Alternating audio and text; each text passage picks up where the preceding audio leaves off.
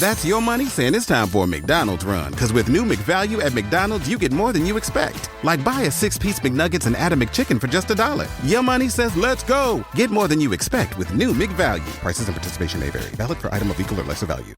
Hello. This is David Hedison, the actor.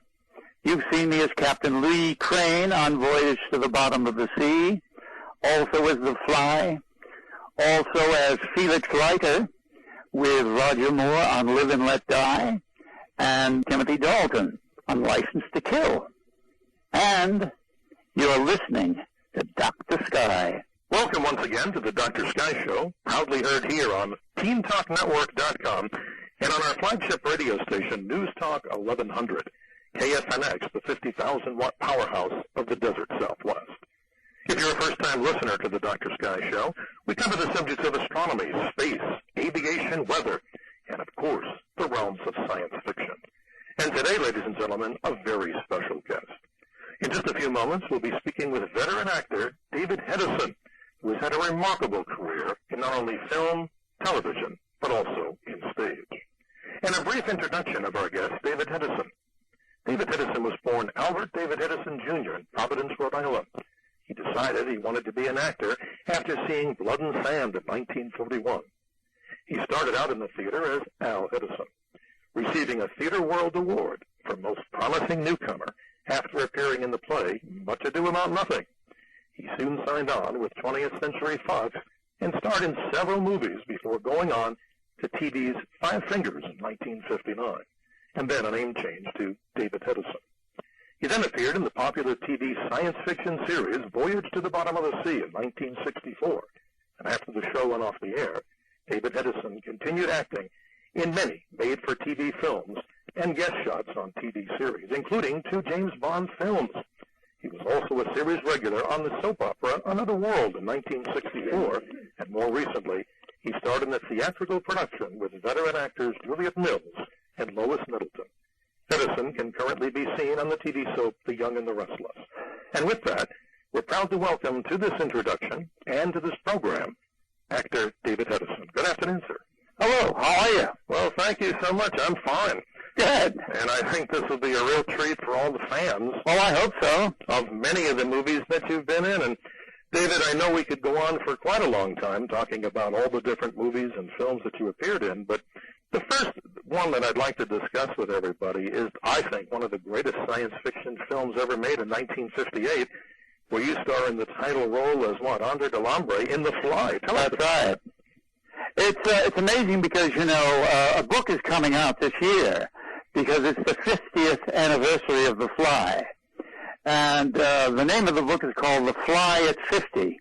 It's the creation and legacy of a classic science fiction film. And it could be bought through my website. And shall I tell you what that is? Please do. It's www.davidhedison.com. That's fantastic, David. And, going back into the history of science fiction films, I must say this is one of my favorite, and I think many people's out there. Tell us a little bit about the movie, the role, and also working with such great actors like Vincent Price. Oh, yes, it was incredible because it's amazing. I didn't work that much with him in The Fly because we worked on different days. Because I worked principally with Patricia Owens, but I got to meet Vincent, and we became great friends when he became a guest star on Voyage to the Bottom of the Sea. That's fantastic. And I know, of course, that Jeff Goldblum and, of course, the following series in the movies, of course, they did what? In a readaptation of the original Fly? The Return of the Fly with Brett Halsey. Wonderful stuff. It's a great honor to have you here, sir, because one of my favorite areas, and I think the listeners in this archive will be most impressed about, is your connection to a lot of the science fiction television that was out there in the 1960s. And, of course, I'm referring to your role as Captain Lee Crane in the great television series, right. The Irwin Allen program, Voyage to the Bottom of the Sea. That's right. How did you get started in that? That's fascinating stuff. Well, it's amazing. At first, I turned it down. I had turned the movie down. I made the movie first. And I didn't think I wanted to do that because I had just worked with Irwin Allen on The Lost World. And I thought to myself, well, It's more of the same, you know? Right. So I wanted to do something else, and I turned it down. So then when the series came up, he called me and wanted me to do it. And I still didn't want to do it until I found out that Richard Basehart was going to play the Admiral. And I was always a great admirer of his work. And I thought, oh my, yes, I must work on this series. And Richard and I got on famously. He's a lovely person. He was a lovely person, Sure. a great actor. And I think we made beautiful music together. You know, I would agree, David, and I'm serious about this. I have purchased all of the DVD series except for the very last season, and religiously, like I mentioned to you, I watch these in the evening to relax, and it brings back a lot of memories as I'm 52 years of age. And I remember this when I was a young boy in New York City. It was my favorite show. Now, was this on the ABC network? Yes, it was ABC, and it was on for 4 years, 110 hours. Fantastic stuff. And as we get more into the interview today, I just want to remind our listeners here on the Dr. Sky Show that our very, very special guest today is veteran actor David Hedison, who's had a remarkable career, ladies and gentlemen, in film, television, and stage. And he's here today taking a few moments of his time and into his busy schedule. We're speaking to him from his home in Southern California. Then again, David, I appreciate your time on this very important day. Oh, thank you. What I'd like to discuss now is a little bit more about the whole theme of the Voyage to the Bottom of the Sea. They had so many advanced pieces of technology. Describe to us a little bit more for people that may not know about the Seaview, the nuclear-powered submarine. Well, there's not much I can say because the whole thing was a set, you know. Right. And there was nothing terribly technical about it as far as I was concerned. In fact, I was concerned at the time when we were shooting it. Every time I picked up the mic to talk to someone, there was a wire at the end. And I thought if this was so futuristic, they didn't need that wire. But all during the show, there it was. But the technical crew was fabulous. And they did great stuff. While I was doing the acting stuff on one stage, they were creating all kinds of things by themselves elsewhere. Well, David, the submarine, the Seaview, when we see that in the opening credits and throughout the actual show itself, yes. I mean, this is a model. Do you know the size? I mean, it's a fairly large model? Or it wasn't a large model because it was only parts of the submarine. Like the control room would be one part. The missile room would be a whole different stage.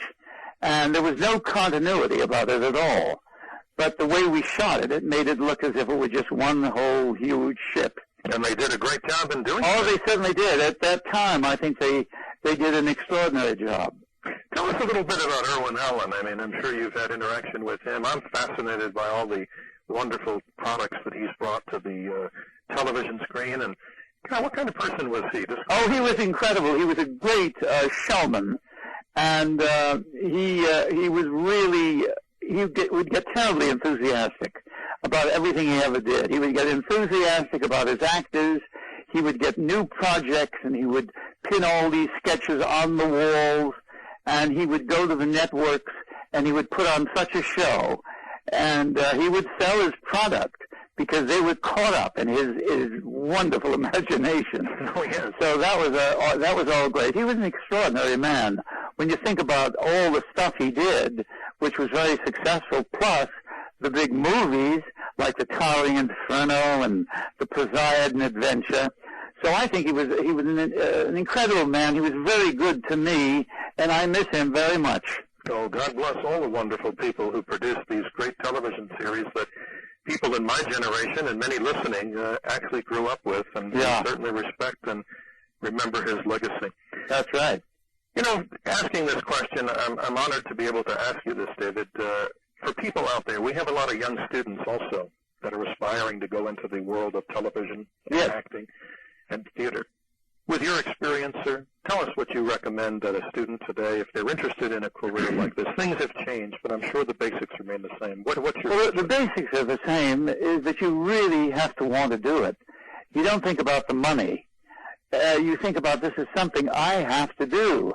Now, I have a daughter, and she's an actress, Alexandra Hedison. Yes. She was an actress. She's mostly now into photography. But she was acting for a brief time, And she said to me, Dad, I don't want to do this anymore, even though I'm getting offers. She said, I'm not dedicated. And then she changed her mind, and she said, Dad, dedicated is the wrong word. I'm not possessed. Ryan Reynolds here from Mint Mobile with a message for everyone paying big wireless way too much. Please, for the love of everything good in this world, stop. With Mint, you can get premium wireless for just $15 a month. Of course, if you enjoy overpaying, no judgments, but that's weird. Okay, one judgment. Anyway, give it a try at mintmobile.com/switch. Upfront payment of $45 for 3-month plan, equivalent to $15 per month required. Intro rate first 3 months only. Then full price plan options available. Taxes and fees extra. See full terms at mintmobile.com. And that's what I was. I was possessed. It was something I had to do. And to really become successful, you really, really, really have to do it. And to become an actor, of all things, it's very important to read.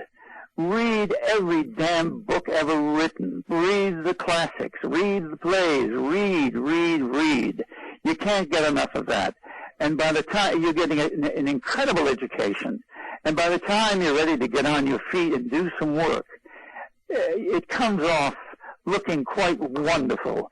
Because I think of, look at Meryl Streep. She's so intelligent. Yes. And her acting shows because she's educated. And she's learned things, and she's read books, and she's knowledgeable, and she's political. And that's what it's all about. Learn everything you possibly can about life and about your fellow human being. And I think that's terribly important. But, as I said, you really have to want to do it. So there has Not to be just that. to say, oh, gee, I hope I get a series. Oh, they pay so much money. It's the wrong attitude. Because you might get one, and you might last 5 minutes, and you've had your success, and that's the end of it. You had nowhere else to go. Absolutely. So that's my advice for what it's worth. So the passion has to be there, the spark inside of you. Oh, absolutely. You have to really, really want it. David, I've never had the opportunity to really ask this of a veteran actor like yourself, and we do get some guests like this in this category, but here it is. I mean, if you look at television, if you look at theater, and if you look at film, I mean, what do you find for yourself of the three? What did you enjoy the most, and why? I mean, Of most, it's, I would say I like the stage more than anything because on the stage, if you goof, you say, well, there's always tomorrow. On film, if you do the scene and you walk away, and that evening you're thinking, damn, I missed that beat. I shouldn't have played the scene that way. It should have been this way. And it's too late, and it's done. And then also your performance is in the editor's hands. And we're on the stage. It's all you. You're on the stage, and the audiences decide they're going to look at you or look away, whatever. So that's why I prefer the stage, because you have, first of all, a long rehearsal period, and you finally get something, a really interesting performance, really, in the long run, where you really don't have that much time in film. Particularly, mostly in film, you do get some rehearsal time. But, in television, wham, bam, you learn the lines the night before, and then you get on the set and you cross your fingers, hoping that you hit the right notes. And then it's a print, and then you watch the show, and so many times you're disappointed with what you did. But that's the way it goes. Well, David, thinking of stage and all the many plays that you've appeared in with different roles, what one comes to mind, or what two maybe that come to mind that were your favorite, and for what particular reason? Are you talking about the stage or what? Absolutely on stage. On stage. Yeah. I would say it's when I got the Theatre World Award. Now, it was for, you said Much Ado About Nothing. Right. That was wrong. It was Turgenev's A Month in the Country. Well, thank you. And that's what I got the Theatre World for. So that, to me, was a wonderful experience. And working with Uta Hagen and Sir Michael Redgrave, it was extraordinary. And then when I was in London, I worked in the BBC on a 2-hour special of Summer and Smoke with that divine actress, Lee Remick, he's no longer with us. But it was an incredible experience. It was Tennessee Williams' Summer and Smoke. And I really enjoyed that. I think it's about the two most memorable things I can remember doing. And then, of course, on films, there was The Fly. I loved The Fly the moment I read it. I wasn't the first choice. I think they asked Michael Rennie. He turned it down. Then there was another actor, Rick Jason, who did Combat. He turned it down. I guess they didn't want the fly cloth on the head for most of the performance, but I thought that's where the great acting comes in. And just to remind everyone, Michael Rennie, of course, is in the wonderful science fiction, the feature film, The Day the Earth Stood Still. Oh, it's wonderful. And I think Tom Cruise is also doing, it's either Keanu Reeves or, I think it's Keanu Reeves, who's going to be in the new The Day the Earth Stood Still. Oh, really? I didn't know that. Interesting stuff.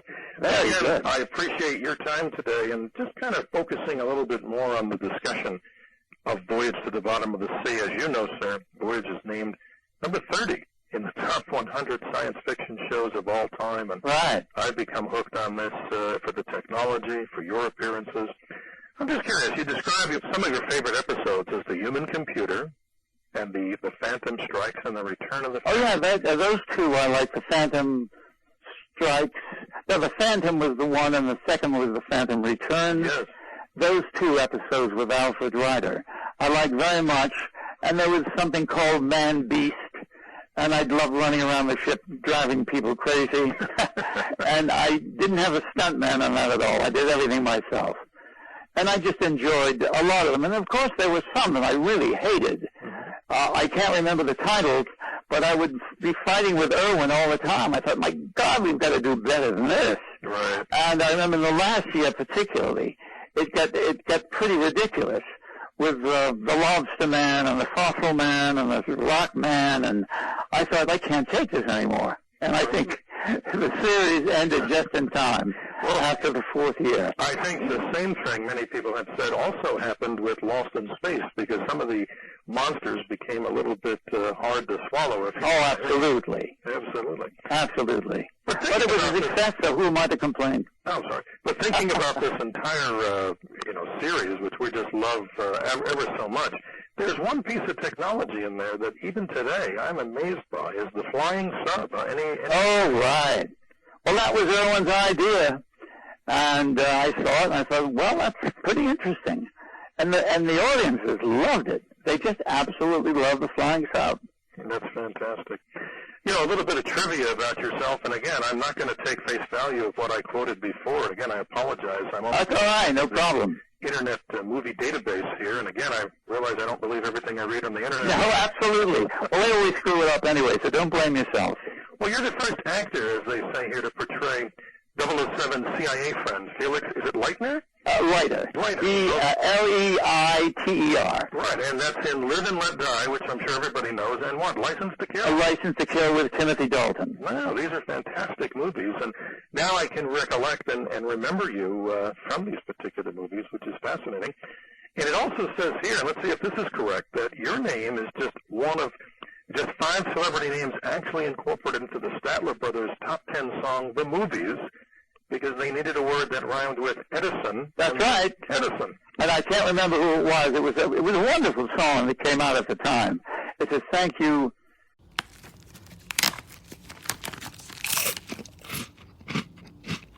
Uh-oh. The last cookie. You can get a new box of cookies in as fast as an hour with Walmart Express Delivery. Are you my guilty self-conscience? No, I'm the voice offering you promo code EXPRESS for free delivery on your first order. Hey, who ate my cookies? You mean, these cookies? Order now. Welcome to your Walmart. Promotion valid for first express delivery order. $50 minimum subject to availability. Restrictions apply. Thomas Edison, and thank you, David Hedison. Something like that. And here's one, David, if you could comment on for the listeners. I find this really fascinating. You turned down the lead role in The Brady Bunch in 1969. That's Tell right. us about that. It's funny because Voyage had just finished, and then I'd gotten married in London, and it was a new thing for me. I was growing up, getting married, having children, and I think when the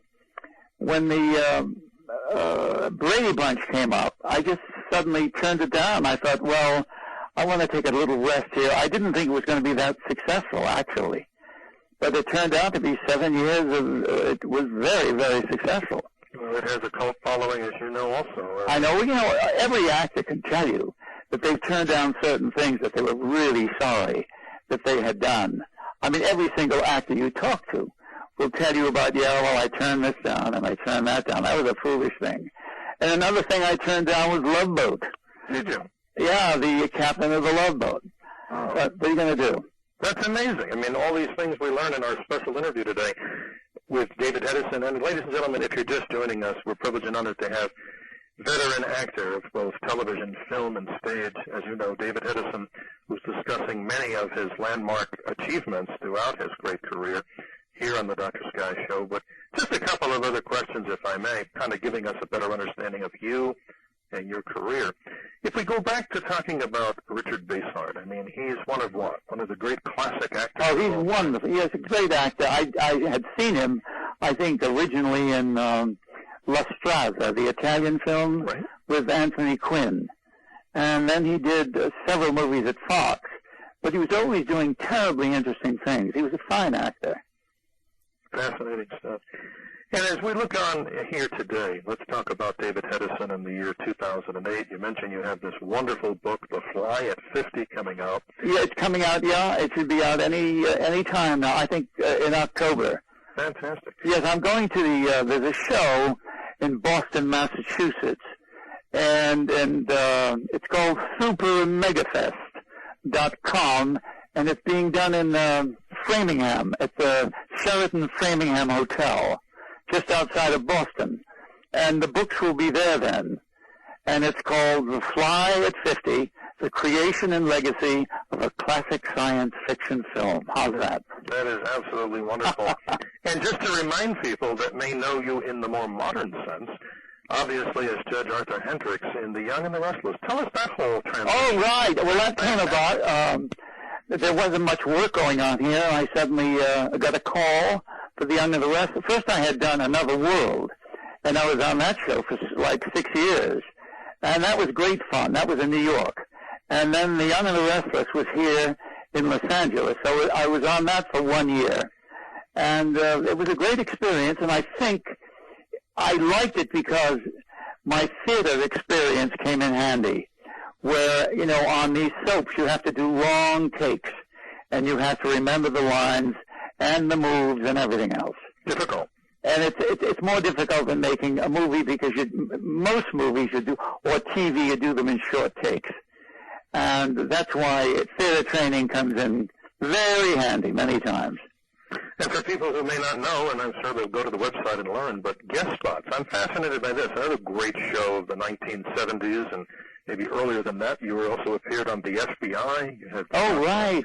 FBI, Wonder Woman, Cannon, everything. Everything that was on in those days, it was a guest shot. Well, David, in conclusion, as we wrap up the interview, and appreciate your time, as I mentioned many times here, if you look at the entire episodes that you did with television and the involvement there for the series, what stands out as your probably proudest moment as far as what series and particularly during what time during that? I think Voyage to the Bottom of the Sea, because of my great friendship with Richard and Irwin Allen. And there were wonderful moments. I was young then, really enjoying life.